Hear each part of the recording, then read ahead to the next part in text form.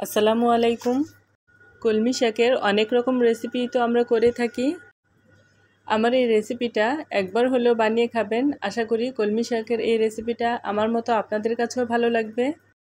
আমি এখানে 2 আঁটি কলমি শাক নিয়েছি, আর শাকগুলো কিন্তু খুবই সুন্দর আর কচি ছিল। এবারে কলমি শাকগুলো প্রথমে কেটে নিব। কলমি শাকের গোড়ার দিকে মানে যে অংশে পাতা কম থাকে সেই অংশটুকু কিছুটা কেটে ফেলে দিব। তারপর 1 ইঞ্চি মতো বড় করে এই শাকগুলো কেটে নিব। এবার এই শাকগুলো বেশ কয়েকবার পানি পাল্টিয়ে খুব সুন্দর করে ধুয়ে নিব। এবার রান্নার জন্য চলে আসব সরাসরি চুলায়। চুলায় একটি প্যান বসিয়ে দিচ্ছি 2-3 টেবিল চামচের মতো সয়াবিন তেল। তেলটা একটু গরম হলে দিচ্ছি 1 চা চামচ আস্ত জিরা। জিরাটা ফুটে ওঠা পর্যন্ত ভেজে নিব। জিরাগুলো যখন ফুটে উঠবে আর সুন্দর একটা ঘ্রাণ বের হবে তখন দিব একটি আস্ত দেশি রসুনের কোয়া, আর দিব 2টি পেঁয়াজ কুচি। এবার রসুন আর পেঁয়াজ একসাথে একটুখানি ভেজে নিব। এবার 6-7টি কাঁচামরিচ এরকম ফালি করে দিয়ে দিব। কাঁচামরিচ ফালিটাও পেঁয়াজ রসুনের সাথে একটু ভেজে নিব। এখন 1 চা চামচ রসুন বাটা আর 1/2 চা চামচ দিব আদা বাটা। এবার আদা রসুন বাটাটাও পেঁয়াজ রসুনের সাথে ভেজে নিব যতক্ষণ না পর্যন্ত আদা রসুনের কাঁচা গন্ধটা দূর হয়ে যায়।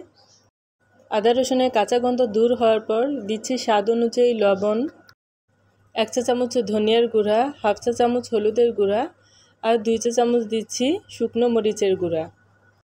এবার এই শুকনো মশলাগুলো পেঁয়াজ ও রসুনের সাথে 10 সেকেন্ডের মতো ভেজে নিব।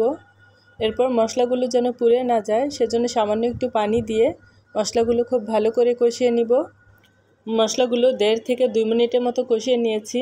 এবার আপনি দেখতেই পাচ্ছেন মশলাটা খুব সুন্দর করে কষানো হয়ে গেছে, আর মশলাটা থেকে খুব সুন্দর করে তেলও ছাড়তে শুরু করেছে। এবার দিয়ে দেব 3টি চাপা শুটকি। এই চাপা শুটকিগুলো আমি আগেই খুব ভালো করে ধুয়ে পরিষ্কার করে নিয়েছি। শুটকিগুলো দিয়ে 1 মিনিটের জন্য ঢাকনা দিয়ে ঢেকে দিব। 1 মিনিট পর ঢাকনা তুললে শুটকিগুলো উল্টে দিব। তারপর আবারও 1 মিনিট ঢেকে রান্না করে নিব। এভাবে ঢেকে 2 মিনিট রান্না করার কারণে শুটকিগুলো অনেক নরম হয়ে যাবে। আর স্প্যাচুলা বা খুন্তি যেটা দিয়েই করি না কেন আস্তে করে চাপ দিলেই দেখবেন শুটকির কাঁটাটা আলাদা হয়ে যাবে। তারপর কাঁটাটা আমরা তুলে ফেলে দিব। এতে করে যখন ভাত দিয়ে খাবেন তখন দেখবেন এটা আর কাটা কাটা লাগবে না।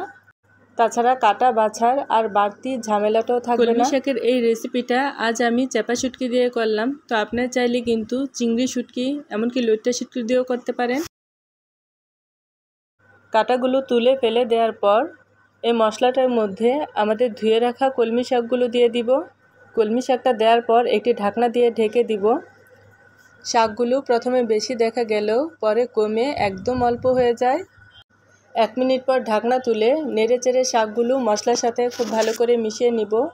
আর এই সময় দেখবেন শাক থেকে বেশ অনেকটা পানি বের হবে, আর এই পানিতেই কিন্তু শাকগুলো খুব সুন্দর করে সিদ্ধ হবে। এখানে কিন্তু বাড়তি কোনো পানি দেওয়ার প্রয়োজন নেই। শুটকি দিয়ে কলমি শাকের এই রেসিপিটা একটু ঝাল ঝাল হলেই কিন্তু খেতে ভালো লাগে। আর লবণটা কিন্তু অবশ্যই প্রথমে একটু কম দিবেন, কারণ শাক প্রথমে বেশি দেখা গেলেও পরে কিন্তু কমিয়ে অল্প হয়ে যায়।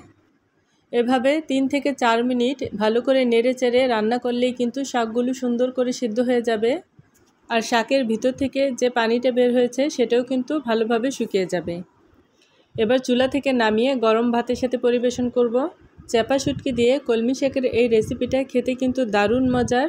বাসায় আপনারা একবার হলেও কলমি শাকের এই রেসিপিটা তৈরি করে খাবেন। আশা করি আপনাদের কাছেও ভালো লাগবে। আল্লাহ হাফেজ।